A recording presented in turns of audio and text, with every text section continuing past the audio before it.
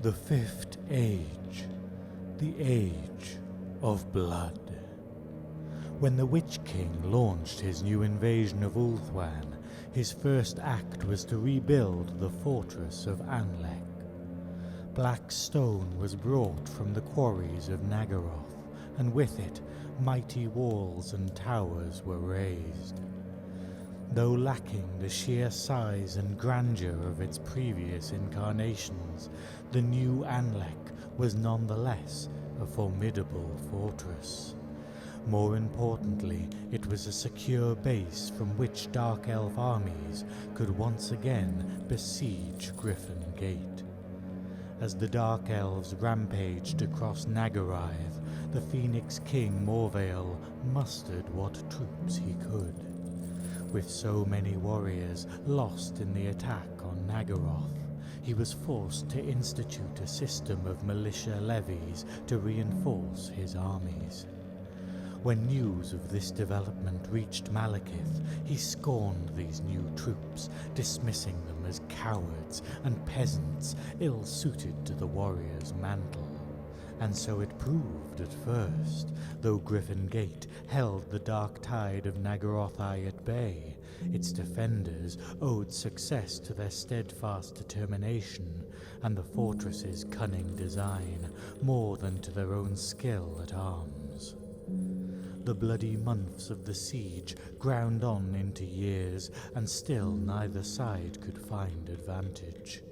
Though initially frustrated that his attack had stalled, the Witch King soon grew sanguine, even amused by the situation. His armies could not break through to the heartlands of Ulthuan, but his merciless warriors were slowly grinding the inexperienced High Elf militias to offal for little loss in return. Before long, the Witch King felt sure the walls of Griffon Gate would empty, and Ulthuan would be at his mercy. Malekith had another reason to be confident. Each night he visited nightmares upon the Phoenix King, testing Morvale's sanity with visions of Ulthuan drowned in blood. Season by season, the Phoenix King's dreams became darker and ever more disturbing, and he was soon racked by them even by day. In desperation, Morvale emptied his treasuries to rebuild the High Elf fleet. The resurgent High Elf navy swiftly made its presence known, severing the supply routes from Nagaroth to Anlec. Malekith responded by launching the greatest attack yet on the Griffon Gate. This time, the Witch King himself led the assault parties.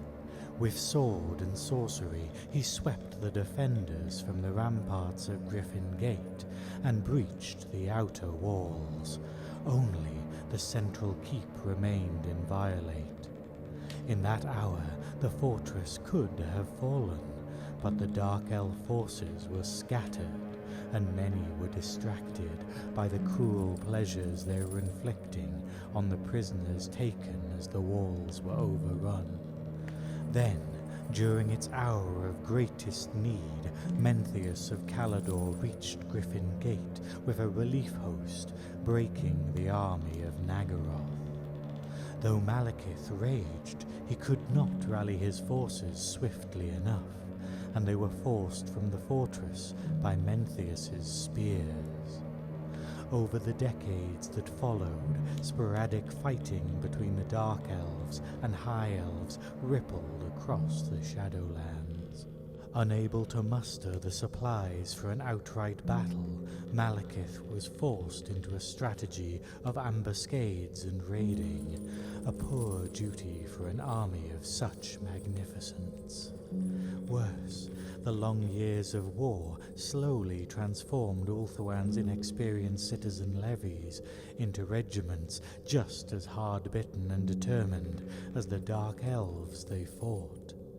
Eventually, after more than 3 centuries of bloodshed, Menthius's army succeeded in pushing back the hosts of the Witch King to the gates of Anlec itself.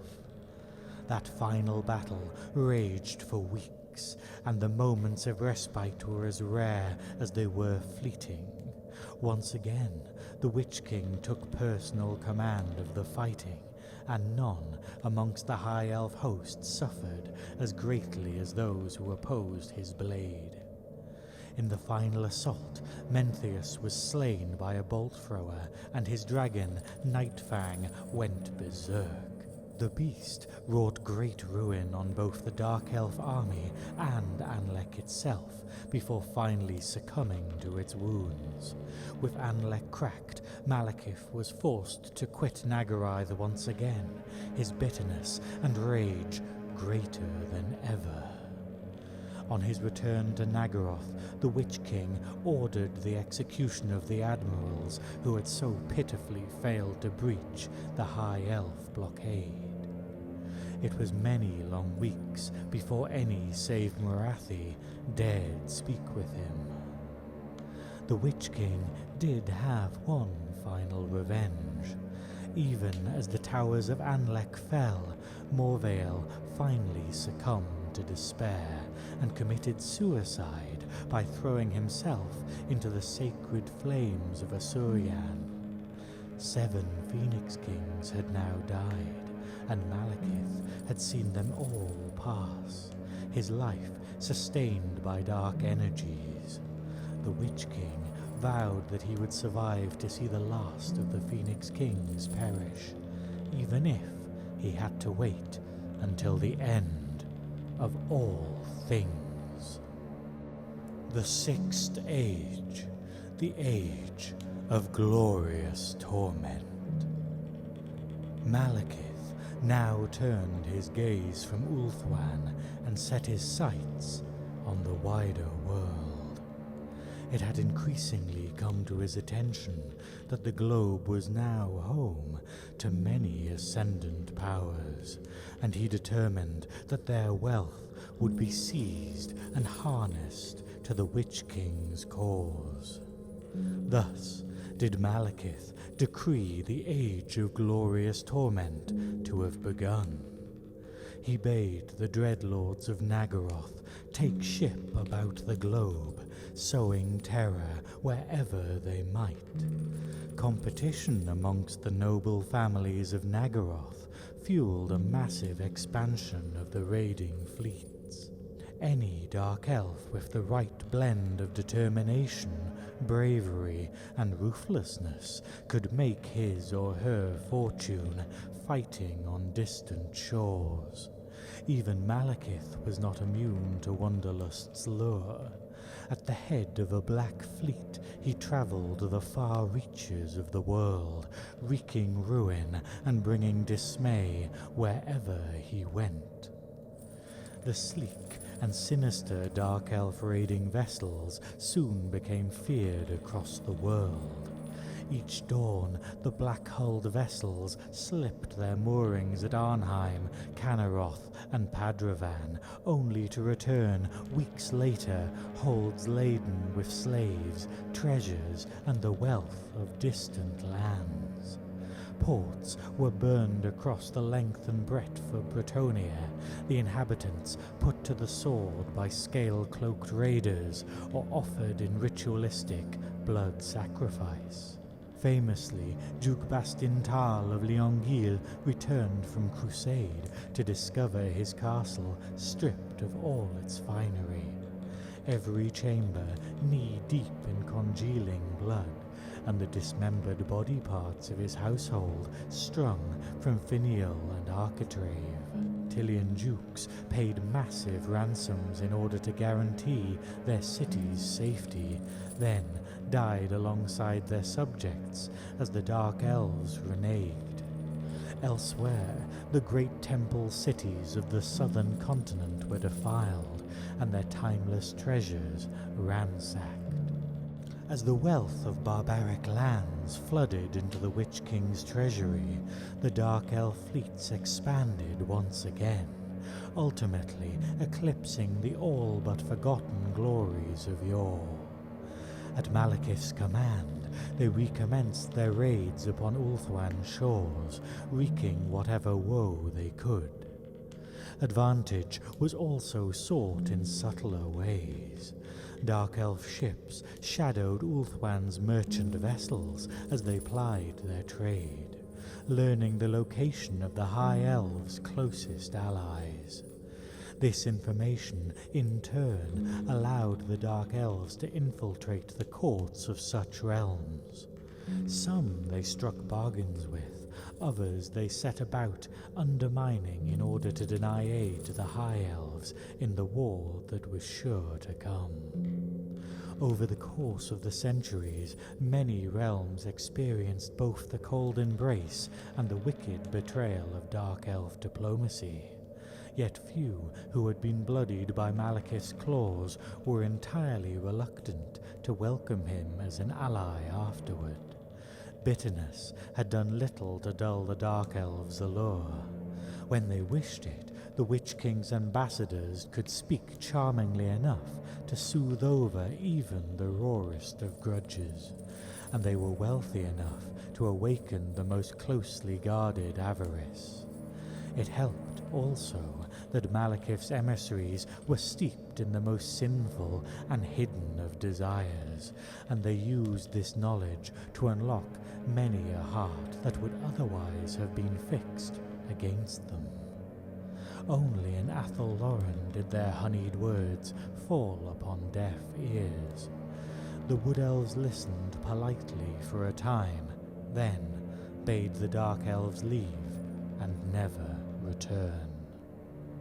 Malekith watched with grim pleasure as the tendrils of Dark Elf influence spread across the globe. By this time, the Witch King had so many informers and cat's paws in other lands that he often received word of a High Elf fleet arriving at its destination before the Phoenix King did. Better still, with but a careful stroke of his puppet strings, Malekith could assail his hated foes with the armies and fleets of other lands, with his involvement secret to all but a few easily disposed of pawns. For more than 200 years, the Witch King revelled in this new method of war. Indeed, so much cruel delight did these manipulations elicit that Malekith could well have continued upon this path for many centuries more, had his spies not brought unwelcome tidings. Despite their woes, the High Elves had not lost heart. If anything, Finubar the Seafarer, the newly crowned Phoenix King, had succeeded in uniting his people to a degree unseen since the days of Anarion. This indeed was news that could not be borne. Summoning Morathi and his closest counsellors to his side, the Witch King swept from his throne room and into the storm-racked night. It was time for the armies of Nagaroth to vent their full fury upon Ulthuan once more. The Age of Vengeance had begun. The fate of the spirit. The elves are cursed to have their souls devoured by Slaanesh when their mortal bodies perish. The High Elves and the Wood Elves have taken precautions to guard against this fate, sealing their spirits away in waystones and elemental creatures. The Dark Elves, however, have no such defense against the Dark Prince. They are more than capable of devising one, but refuse to surrender their being to such a half-life of dulled senses and diminished sensation. The knowledge that naught but oblivion awaits in the end only spurs the Nagarothi to a wilder and more callous existence, for they believe a life lived without limitations or censure is their only compensation. This is not to say that all Dark Elf souls meet their end as ambrosia for thirsting Slaanesh. A few are delivered by the intercession of other gods. Ereth Kaial, the Pale Queen, is always eager to acquire elves to slave for her in the underworld, and sends her winged servants to steal souls while the Dark Prince's attentions are elsewhere. Other damned souls are occasionally rescued by Loic the trickster, who engages Slaanesh in contests of chance and then cheats to seize the prize. Such interventions are rare, but frequent enough to kindle some hope of salvation.